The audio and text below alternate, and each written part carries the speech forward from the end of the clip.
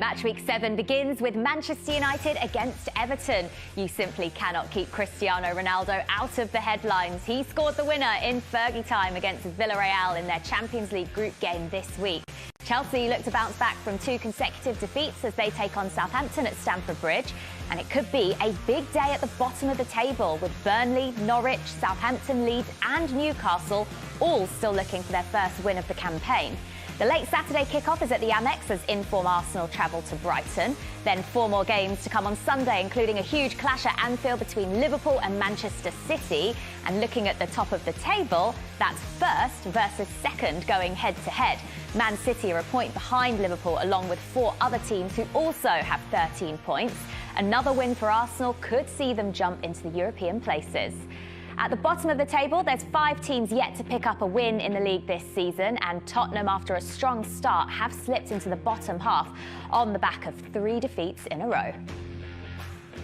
And joining me to preview all of this weekend's matches, we've got Owen, Hargreaves, Leanne Sanderson and Jason Burt. Welcome, everyone. It's been another busy week for some of our Premier League teams in European action. And Owen, you were at Old Trafford on Wednesday night for that late winner from Cristiano Ronaldo. What about the atmosphere when that went in? Yeah, I mean, it was amazing. To be fair, Cavani was the one that kind of turned the game. He came off the bench.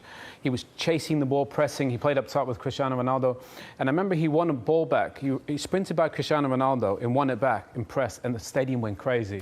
And it was about 10 minutes before the end. And then it just felt like the atmosphere was building, and there was only going to be one man that was going to steal the show. And he's just, look, that's what he's going to give you. You know, he just gives you belief. United didn't play great.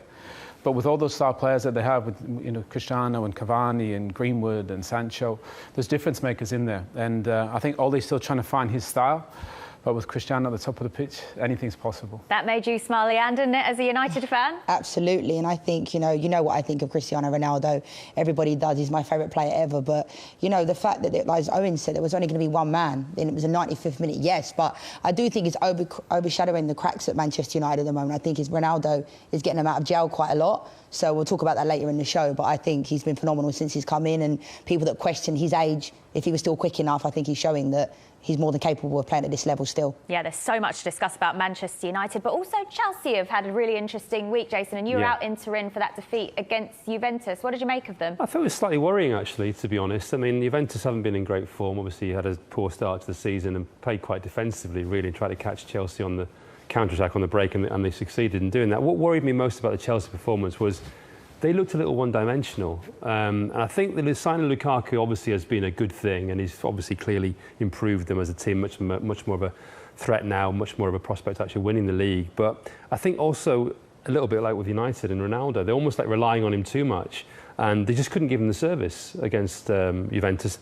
That fantastic centre-half in Bonucci sort of did a very good job on him, and he had one chance, could have scored, but I think it was a real struggle for them. I think going forward, they're going to have to look at that. I think they really missed Mason Mount. That was the big loss. But I think going forward, they're going to have to look at how they kind of maybe vary it a bit more. Let's start with Manchester United against Everton, though. That is the first game of this Premier League weekend. So let's hear from both managers, Ole Gunnar Solskjaer and Rafael Benitez. We've done that so many times at this club, come back at the end of tight games, difficult games. We played against a very good team. We dominated the possession. Played some good stuff ourselves, but of course we were a bit too open on the counter-attack. We've got to accept that we have to defend better. But, the boost and the energy that you get in a group after a win like this has to be built on.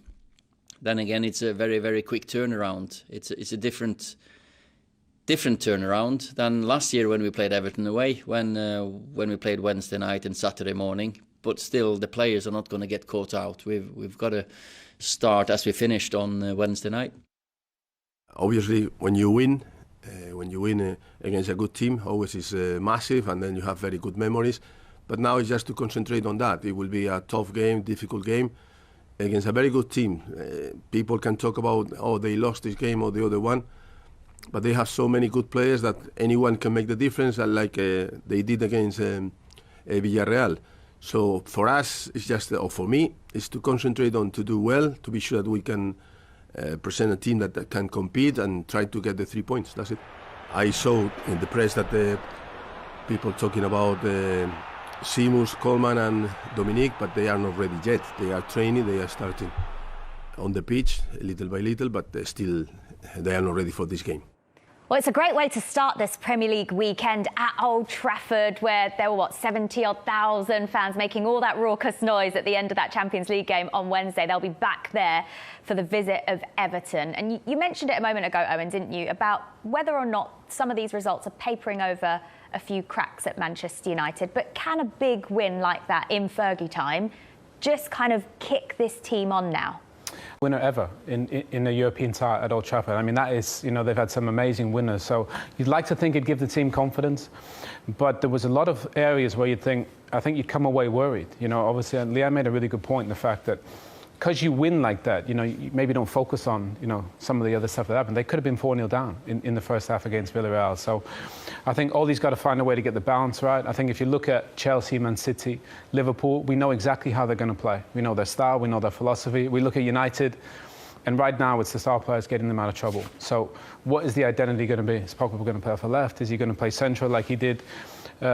It's going to be a tough game because Rafa's done an amazing job with Everton. And teams that play football, a lot of football, Brighton, Leeds, Southampton, have a lot of the ball, they've beat them. So I think for United, they've got to be careful because Rafa's good in these games where he has a game plan, he plays on the counter. But hopefully, the confidence they got from that game will help them go on and get a big result. The questions really, Leanne, have been about whether or not this Manchester United side play as a team or whether it's just all about those world-class individuals. And was Wednesday night really just the epitome of that? Definitely. I mean, Owen made the point earlier about Cavani and how much impact he can have. He's probably going to play less minutes this year, similar to Mason Greenwood, because Cristiano Ronaldo has come into the team. Now, I'm hoping it's not going to be the same as what happened at Juventus, because there was so much emphasis on Cristiano Ronaldo. Juventus signed him to specifically win the Champions League, and they got to the final 2 years in a row, and then he came and they didn't. So you have to really build the team around him. And I think if, at the end of the day, if he wasn't playing the other day, we wouldn't have won the game. He comes alive in those magic moments, and it was just set up for him. But I do think at this moment in time, people have emphasised a lot that we need a defence. Manchester United need a defensive midfielder, but at the same time we've got Varane, we've got Sancho, we've got Mason Greenwood, we've got Pogba. There's so many quality players there, but if they're not playing and they're relying so much on Cristiano Ronaldo, my question is, why is that? Because other players need to step up as well.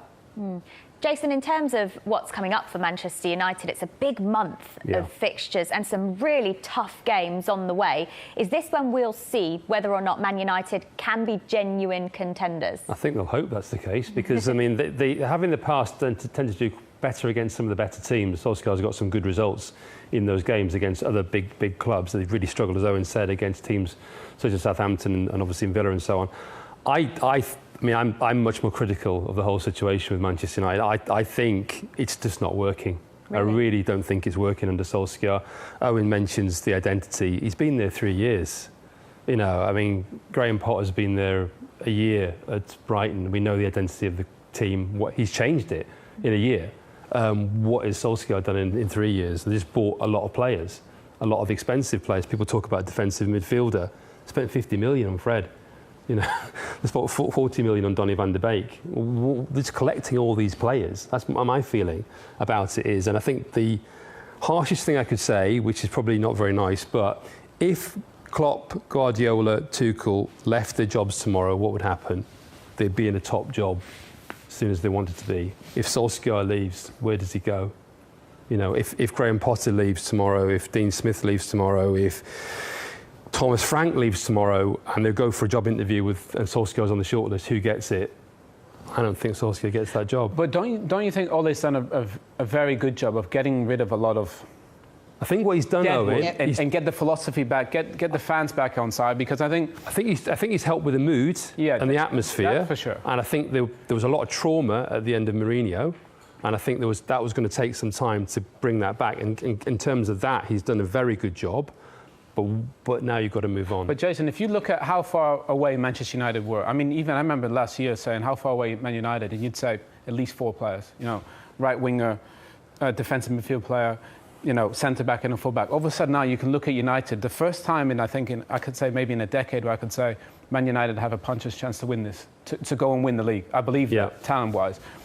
But the problem is, in terms of identity, compared to Chelsea, City, and Liverpool, they're behind, aren't they? Yeah. Because they're putting all these pieces of the puzzle together. Again, you got Jadon Sancho, you got Varane, you got Ronaldo. So the top teams aren't really working 4 or 5 guys into a starting 11. I think Ole is going to go and win the league. I believe that, talent-wise.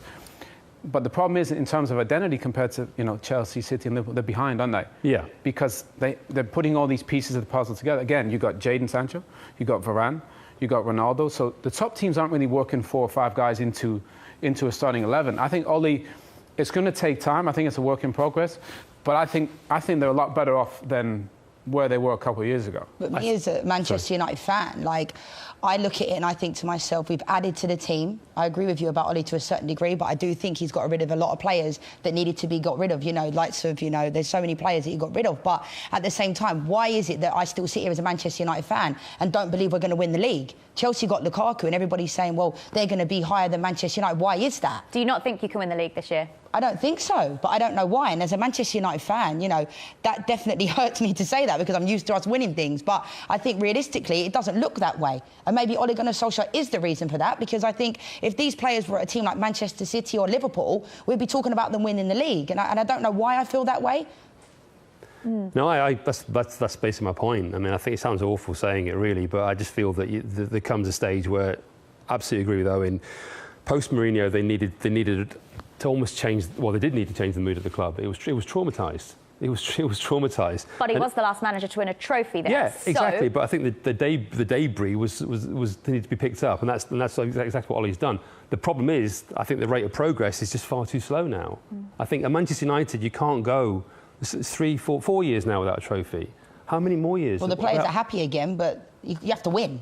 This is Manchester United. It's not just about making the players happy, is it? That's the problem. I mean, obviously you have to. Everyone should work in a good environment, but it's about then. I think there's probably too much of a comfort zone there at the moment. I'm not sure that there's enough of a kind of when are we actually going to win something here? OK. We all know that this is the season. Ole Gunnar Solskjaer needs to win a trophy this season. But what trophy does that need to be, in your opinion, Owen? Take anything, don't you? You anything. Take.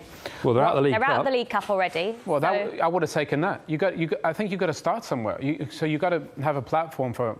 You think about Varane, what he's achieved in the game, Cristiano, what he's achieved in the game. Those guys come in, they're not here to sell shirts or, to wave at Old Trafford or to come to the Premier League. They want to win. Varane wants to win. He's 28. He came here to make a difference. Cristiano's here to make a difference. He makes a difference.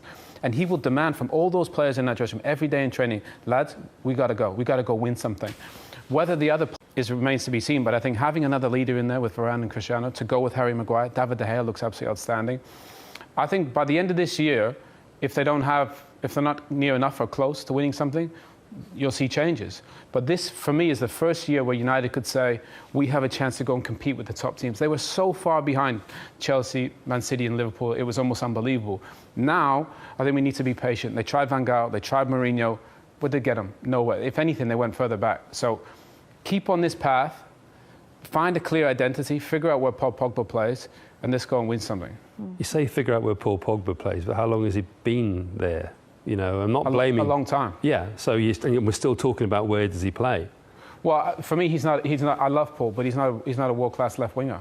So he can't play on the left. Okay. So you got to play. For me, you got to build around your best players. Every team did that. So you played Bruno and Paul central, but then you saw against Villa and you saw against Villarreal they got overrun. You played centrally, they got overrun. So people always say about United they attack, the wingers attack, the fullbacks attack. Maybe the fullbacks just stay back this season and let the front five go and win you the game. Pogba, Bruno plus a front three. That's enough to win you a game. You see Chelsea, they defend with 5, they attack with 5. So I think for United, you got to build around Paul and Bruno and Cristiano. They're your best players. I think we've also got to be ruthless. Chelsea were pretty ruthless mid-season, getting rid of Frank Lampard last year, and everybody was like, why did Chelsea do that? Why did Abramovich do that? But then look what happened. Look what Chelsea did in that time when Tuchel came in. So I'm not a big advocate for getting rid of managers. I do believe we have to have some kind of patience. But if I'm still sitting here next year as a Manchester United fan without a trophy, I think questions have to be asked. Because with the team that we have, with the players we have, we cannot be just going for the League Cup. I know we're out of it now, but that is a trophy. But we have to be challenging for the Premier League. We have to be.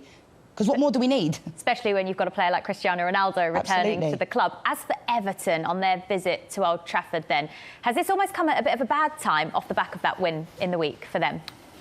What, for Everton? For a bad time for Everton to visit Old Trafford? Well, no, I think Rafa plays his way. They're not going to want much of the ball. They're going to be sit and be compact and defend, and they're good at that. I think they're well drilled.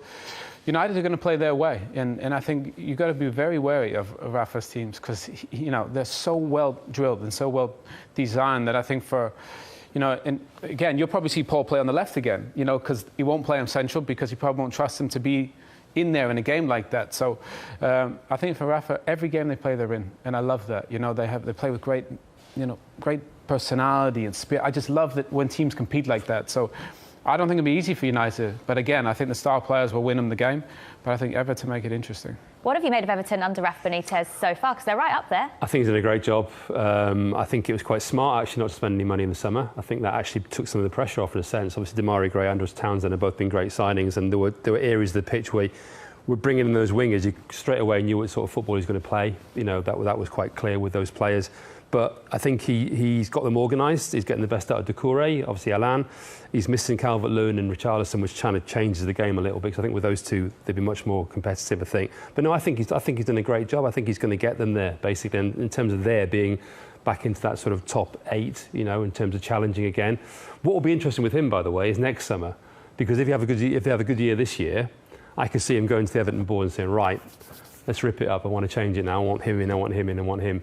And that's when he starts to do his sort of power grabs, power games. And we've seen that before at different clubs. I think at the moment when he's just coaching and he's looking at the players and he's working with the players, that's when he's at his best. And I think if he carries on doing that, they'll do well. We saw in the week as well much changed defence for Manchester United, and there's still no Harry Maguire for them this weekend. So how will